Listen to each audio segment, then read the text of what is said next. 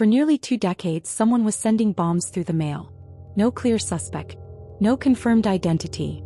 Just fragments of evidence. And a growing sense that the person responsible didn't fit the profile investigators were building. The FBI had theories, psychological models, behavioral patterns, but none of them led to a name. And then, unexpectedly, the break in the case didn't come from forensic evidence. It came from recognition. This is the story of the Unabomber investigation, where the system wasn't chasing the wrong person. It simply couldn't see the right one. Imagine opening your mail and realizing too late that the ordinary-looking package in your hands was never meant for you. It was meant to punish, to maim, to kill. And the person behind it? Invisible. For 17 years the threat stayed faceless. Investigators built task forces, chased thousands of leads and refined psychological profiles. Yet the bombs kept coming, targeting universities, airlines, and people connected to technology. The search was active, but it was focused on someone who matched an idea of what a bomber should look like. And that idea didn't match the person they were actually hunting. What happens when the system is hunting a threat it doesn't fully understand? It started quietly in 1978.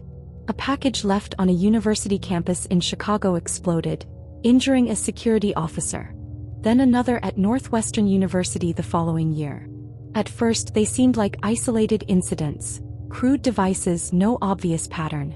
But by the early 1980s the pattern sharpened. Bombs arrived at airline executives, professors, computer store owners. 3 people would eventually die. 23 more would be injured. The FBI dubbed the case Unabomber, University and Airline Bomber. A massive task force formed. Investigators noted the careful craftsmanship, the lack of fingerprints, the deliberate choice of targets linked to modern technology. It suggested motive. It suggested intelligence. But it didn't suggest a name. And here the first procedural tension appeared. Early psychological profiles leaned toward a blue-collar suspect, perhaps a disgruntled airline mechanic with a grudge against a specific industry. The profile made sense on paper. It fit what investigators had seen in other bombing cases. But it locked the search into a narrow lane. By the mid-1980s the investigation had expanded dramatically. A witness in 1987 provided the only clear description ever released. A man in a hooded sweatshirt and aviator sunglasses leaving a device outside a computer store. That sketch became famous. Yet it led nowhere. Meanwhile, the bombs grew more sophisticated, but the bomber left no usable forensic trail. No DNA. No consistent purchase records. Nothing. Investigators believed the offender was organized, patient, and methodical, traits that pointed to someone older, more experienced. Some profilers began quietly questioning the early assumptions about education and background. One later reflection noted the age estimate may have been off by roughly a decade. Still, the dominant theory held. This was likely a working-class individual with a specific grievance. But the targets told a different story. They weren't random. They reflected a deep ideological opposition to industrial society itself. The contradiction sat there unresolved. A bomber too precise for the profile they were using. Why wasn't the profile adjusted more aggressively? That may have been one of the quiet fractures in the investigation. Assumptions that narrowed the lens instead of widening it. In 1995 the bomber escalated his communication. He sent letters to major newspapers. He signed them FC, later revealed to stand for Freedom Club, and used the plural we, hinting at a group that may or may not have existed. Then came the demand. Publish a 35,000-word essay or more bombs would follow. The essay was titled Industrial Society and Its Future. It was a dense, philosophical attack on technology, modern life, and the loss of human freedom. The language was articulate, academic in tone, almost clinical in its reasoning. Publishing it was controversial. The FBI and Attorney General weighed the risk, giving a platform to a terrorist versus the chance that someone somewhere would recognize the voice behind the words. They chose to publish. It was a calculated gamble, the kind born of 17 years of stalled momentum. And it worked in a way no one could have predicted.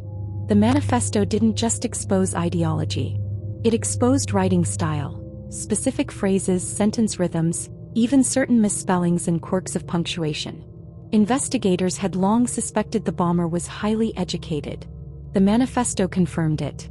But more importantly, It created a document that could be compared to anything else the author had ever written. That comparison happened in the most human way possible.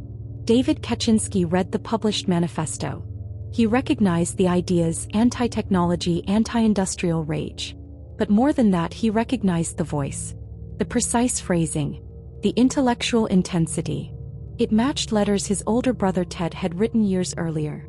David had been estranged from Ted for some time. Ted had once been a mathematical prodigy, Harvard at 16, a PhD, briefly an assistant professor at Berkeley, before abruptly quitting academia and retreating to a tiny hand-built cabin in rural Montana with no electricity or running water. David wrestled with the possibility. He consulted his wife.